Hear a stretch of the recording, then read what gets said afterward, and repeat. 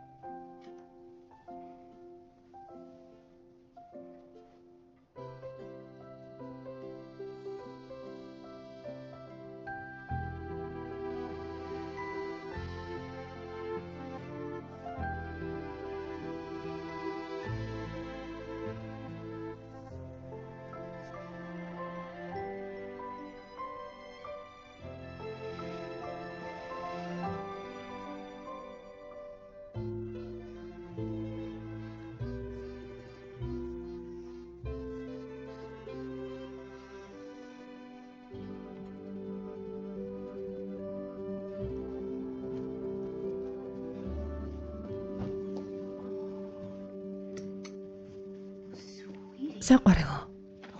ძალიან ლამაზია. შესანიშნავია. საოცარია. არა, ეს წაშალე. რატომ? როგორც აღმოჩნდა, ტიმოთი პიკასო იყო, პანკრით ხელში. და ყველა ის უნარი ჰქონდა, რაც წარმოგედგინათ. დიახ. და ზედმეტად გულწრფელი.